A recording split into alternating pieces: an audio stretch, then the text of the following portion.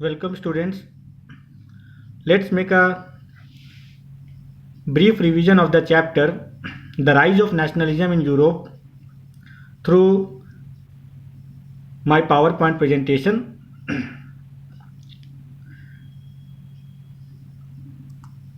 In The Rise of Nationalism, we have discussed about the rise of nation state in different countries of Europe.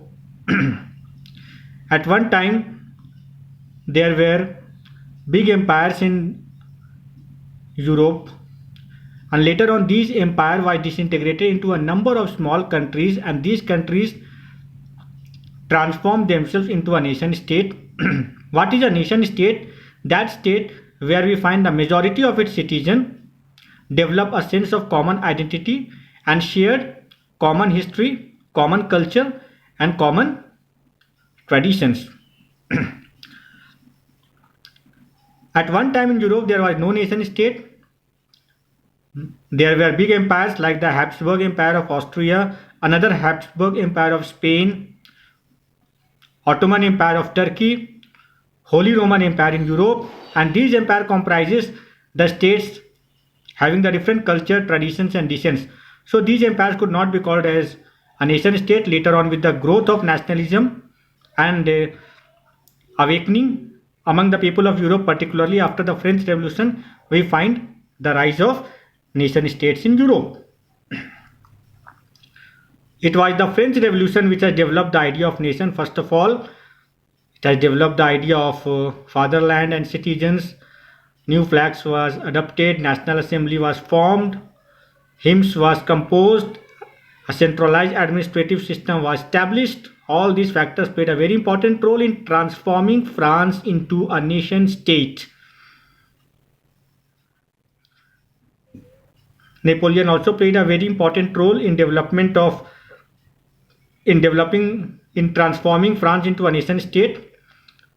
However, the empire of Napoleon soon crumbled due to the lack of political freedom, increased taxation, censorship on press, etc. Then the Habsburg Empire was existing in Europe, comprising the Alpine regions, Italian provinces of Lombardy and Venetia, Hungary, Galicia, Transylvania, etc. And all these states are having their different culture and different traditions. So Habsburg Empire could not be called as a nation state.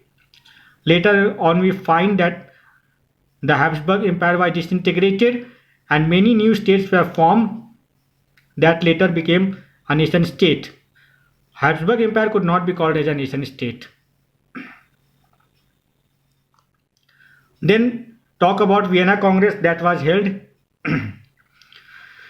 after the defeat of Napoleon, attended by the representatives of the four countries of England. Many important decisions were taken in the Vienna Congress. Bourbon dynasty restored, creation of a series of states around France, no change in the Confederation of Germany, part of Poland given to Russia, Saxony was given to Prussia. The rulers of Europe at that time were conservative. They did not want any change in their country. They did not want democratic system. They were in favor of the perpetuation of monarchical system. Metternich was the forerunner of this principle of conservatism.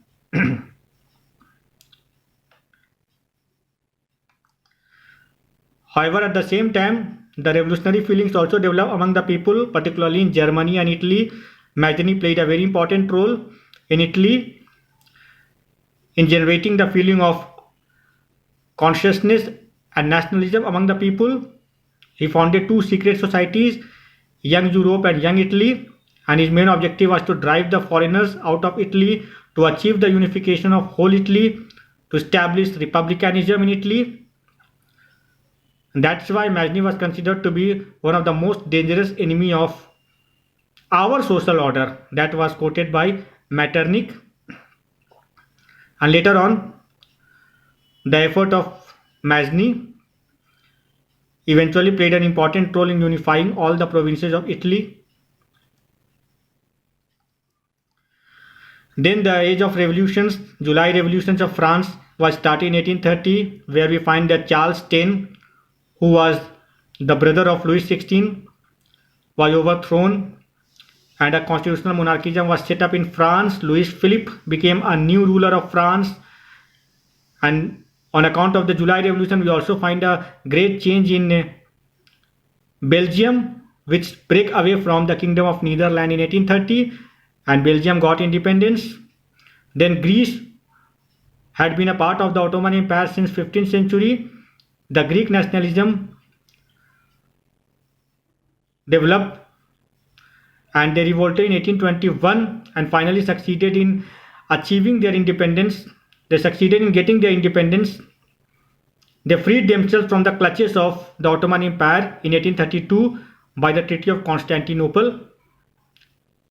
Was very historical for the people of Greece, which recognized Greece as an independent nation.